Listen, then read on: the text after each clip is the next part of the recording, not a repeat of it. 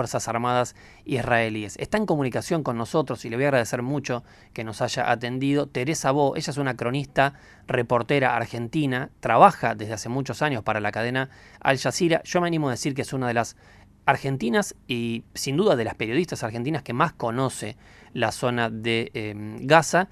Así que la saludo. Teresa, ¿cómo te va? Buenos días, acá Alfredo Veslosada desde Mar del Plata, desde Radio Brisa. ¿Cómo estás? ¿Qué tal? Muy buenos días, Alfredo. Muchísimas gracias de corazón por atendernos. Sé que te están buscando de todos lados porque sos como una vaquiana ideal para nosotros, en el sentido de que trabajás para la cadena que hoy es trágicamente protagonista de esta noticia, conocés muchísimo la zona, venís cubriendo este conflicto que podríamos englobar dentro de lo que es Medio Oriente hace muchísimos años, así que de vuelta te agradezco el contacto con nosotros. Bueno, lo primero que te quiero preguntar es ¿qué ves vos hoy en el escenario respecto del impacto? A nosotros nos causó impacto a nivel periodístico informativo que 5 reporteros de Al Jazeera hayan sido asesinados, pero a su vez inscribimos esta noticia en una seguidilla de ataques a trabajadores de prensa en la zona, que en este caso quienes residen directamente en Gaza están siendo desde hace mucho tiempo como la única voz posible, ¿no?, para contar lo que está pasando ahí. ¿Cómo impacta en ese sentido esta noticia, sobre todo teniendo en cuenta además que son compañeros de laburo directo de ustedes? Bueno, obviamente para la cadena es un momento extremadamente difícil, ¿no? Esto nos tomó por sorpresa, pese a que es algo que viene pasando ya desde que empezó todo este conflicto. Ya hay más de 200 periodistas muertos, la cadena perdió más de 9 periodistas en ataques, pero bueno, no habíamos visto este tipo de ataque selectivo en donde al menos cuatro o cinco cohetes cayeron en lo que es la carpa identificada como prensa, que no está cerca del hospital Al-Shifa en Gaza. Ahí murieron Anas al-Sharif y otros 4 empleados de Al Jazeera, entre ellos camarógrafos y otros. Lo que estamos viendo es Israel diciendo que Anas al-Sharif era un miembro de Hamas. Hasta ahora no ha mostrado ninguna prueba. Al-Sharif era una persona que venía cubriendo para la cadena desde que otro periodista muy importante de Al Jazeera árabe lo habían logrado sacar de Gaza después de que había sido herido en un ataque también, de que le habían matado a varios miembros de su familia, inclusive su hijo, sus nietos, entre otros. Entonces Anas era la persona que lo estaba reemplazando. Y él, básicamente, el trabajo que estaba haciendo era mostrar desde el terreno lo que venía pasando con la hambruna que hay en Gaza en este momento por la falta de ayuda humanitaria, de los ataques que estaban pasando en zonas consideradas como zonas de desplazados o de aquellos que habían sido desplazados dentro de la franja de Gaza por el conflicto bélico, algo que viola totalmente todo tipo de ley humanitaria internacional, entre otras cosas. Ese era el trabajo. Estoy viendo ahora justamente que Israel estaban difundiendo una foto de Anas al-Sharif que estaba con uno de los líderes de Hamas. Es una foto vieja de cuando Hamas era gobierno, o sea, no nos olvidemos que Hamas fue gobierno de Gaza, fue elegido y después, bueno, no llamaron nunca más a elecciones y se quedaron, ¿no? Que quede claro que esto no justifica la presencia de Hamas en el territorio, pero sí que eran quienes daban conferencias de prensa, daban acreditaciones de prensa, o sea, el gobierno pasaba por ellos. Claro. Esa es la foto que está difundiendo Israel, una foto que no prueba absolutamente nada. Y Anas empezó a trabajar hace poco para Al Jazeera. Antes estuvo colaborando con Reuters por la cobertura de la guerra en Gaza, cosa que le valió un premio Pulitzer de periodismo internacional. Entonces me parece que está, digamos, ya varias organizaciones internacionales, como el Comité para Proteger Periodistas, entre otros, están denunciando que ya había una campaña para desacreditarlo, especialmente porque está cubriendo lo que es Gaza City, que se denomina así, cuando Netanyahu está hablando de que va a haber una incursión final en Gaza City para tomar el control total de la franja de Gaza. En los últimos días Netanyahu anunció esto y distintas autoridades del gobierno israelí, que también tiene una especie de indefinición, ¿no?, respecto de si es solamente la ciudad de Gaza, si es el control total de la región en sí. Y te quiero preguntar justamente en este sentido, ¿no? El gobierno israelí no dio explicaciones, por lo menos que satisfacieran a la opinión pública internacional respecto de por qué hizo lo que hizo en este ataque en concreto, pero ¿cómo ves vos la posibilidad de que, no sé, a partir de un hecho como este que causó el impacto que ha causado, la marcha de los acontecimientos en Gaza giren para un lado en el que se pueda llegar a algún tipo de diálogo, sobre todo a terminar con esta situación que vos describías de hambruna que se está presentando en gran parte de la población de Gaza? ¿Vos imaginás que esto de algún modo puede cambiar el curso de los acontecimientos o simplemente llevar a un punto más radical incluso la agenda de acción de la política exterior israelí? Bueno, yo creo que lo que venimos viendo desde el 7 de octubre, cuando uno pensó que iba a haber una respuesta que nadie dudó en ese momento, e incluso se podría haber justificado por parte del gobierno israelí y de las acciones que tomaron, casi 2 años más tarde lo que vemos es que ninguna acción, digamos, parece que cada acción va empeorando a la otra, ¿no? Esto último que pasó de atacar a la prensa, de atacar a la única fuente de información que hay en Gaza hoy en día. No nos olvidemos que la prensa internacional está vetada de entrar en la Franja de Gaza y los periodistas palestinos son los únicos que están pudiendo reportar lo que está pasando ahí.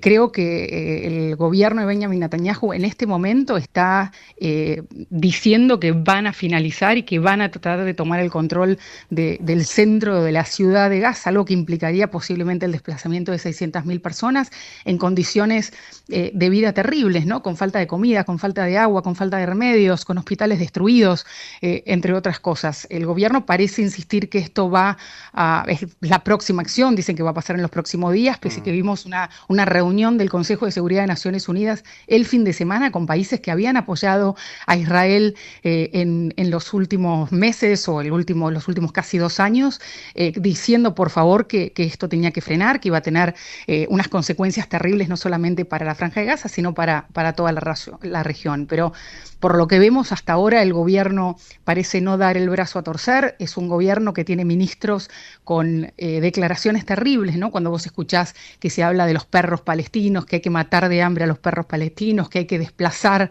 a los monstruos palestinos, un discurso claramente que se ha usado en varios genocidios a lo largo de la historia, ¿no? Entonces, bueno, hay muchísima preocupación con lo que está pasando y la verdad que en Al Jazeera creemos que la razón principal por la que se mató a Anas al-Sharif es justamente por estar denunciando esto y por ser uno de los medios que estaría cubriendo lo que sería esta incursión que supuestamente puede pasar en los próximos días, semanas o bueno, veremos qué pasa con eso.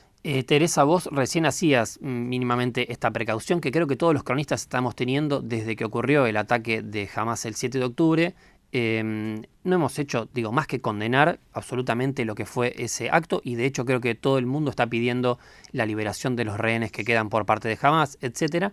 Lo que pasa que me parece que hace tiempo, como planteás, la lectura de lo que pasa en la situación va por planos completamente distintos cuando hay una situación humanitaria realmente tan dramática. ¿Cuándo fuiste vos por última vez a Gaza?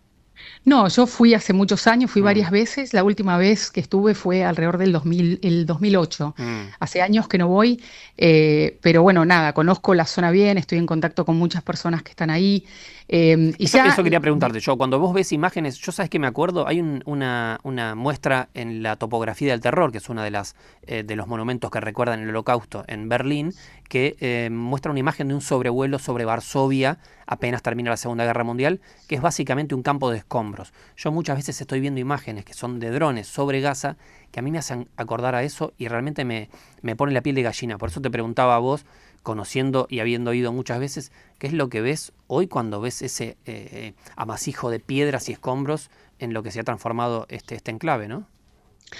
Bueno, nada, es pavor, ¿no? A cualquiera que ha cubrido un conflicto como me ha pasado a mí. Yo estuve en la guerra de Irak, estuve en Afganistán, cubrí varios conflictos internacionales. Creo que nunca había visto, al menos por lo que se ve por aire, porque si no me hubiera encantado poder ir si me dejaban entrar, lo que estamos viendo en este momento y lo que eso implica, ¿no? Es la destrucción de todas las escuelas, de todas las universidades, de todos los hospitales. O sea, los hospitales están sobreviviendo y atendiendo a la gente con lo básico, con los desplazamientos de miles y miles de palestinos que no tienen a dónde ir, porque cuando uno está, y vos has cubierto o has estado en temas internacionales, cuando uno cubre un conflicto, lo primero que ve son los desplazados, ¿no? Claro. Y los desplazados que por lo general se trasladan a zonas más seguras.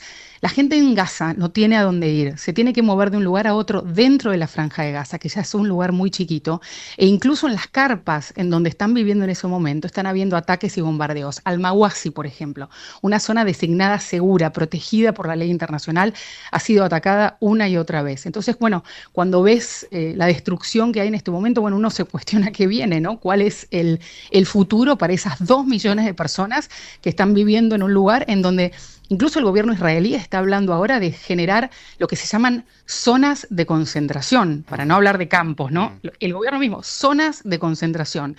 Eso es lo que estamos viendo con, obviamente, falta de ayuda humanitaria, con niños que se están muriendo todos los días por falta de comida, más de 18.000 chicos muertos en diferentes tipos de ataques. Entonces, nada, me parece que hasta ahora realmente el mundo ha fracasado en intentar frenar esto. Me parece que habiendo sido otro país que no sea Israel, hubiera habido una condena mucho más fuerte, más allá de la condena inicial que existió por los ataques del 7 de octubre, por el apoyo internacional. Ya creo que casi 2 años después estamos viendo que el gobierno no tiene ningún interés de terminar esto, no tiene ningún interés de que haya una mejor calidad de vida para los palestinos en este momento.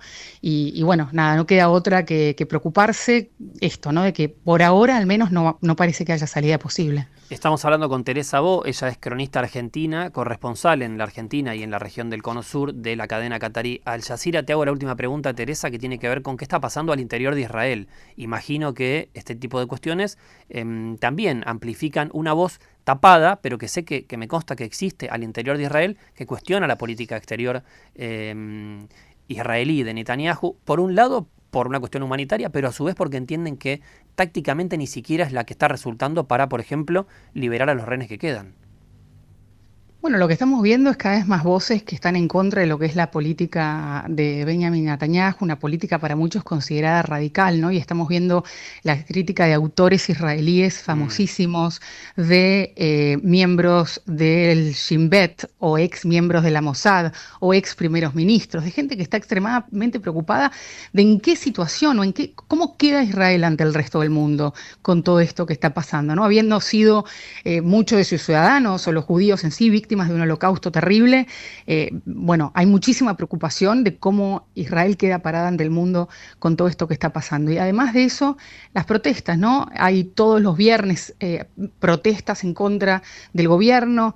Hemos visto que mucha parte de esas protestas son los familiares de los secuestrados, que dicen que el gobierno en este momento no está priorizando la liberación de los secuestrados, sino una agenda propia, ¿no? Una agenda propia de Netanyahu, de extender esta guerra, de tapar problemas personales, entre ellos unas denuncias graves de corrupción. Entonces, nada, me parece que igualmente hasta ahora el gobierno sigue teniendo un apoyo muy fuerte entre la población. Creo que es un país que quedó traumatizado con lo que pasó el 7 de octubre, lo entiendo también, pero bueno, cada vez hay más voces, obviamente, que cuestionan lo que está haciendo el gobierno. Teresa Bo, muchísimas gracias, en serio, por este contacto con Radio Brisas desde Mar del Plata. Bueno, hasta luego, muchas gracias. Ella es Teresa Bo, cronista argentina, con un perfil muy bajo, ¿sí? Pese a que trabaja para una cadena de noticias internacional como es Al Jazeera. Créanme que estuvo en todos los grandes conflictos del siglo XXI y tiene siempre una mirada como muy interesante desde el terreno. Ella habla persa, ha viajado a la zona 200 veces, como decía, cubrió Irak, cubrió Afganistán, estuvo en Gaza en varias ocasiones. Nos parecía una voz realmente muy interesante para tener en cuenta, sobre todo porque era compañera de trabajo de los cronistas asesinados por el ejército israelí durante el último fin de semana en la Franja de Gaza.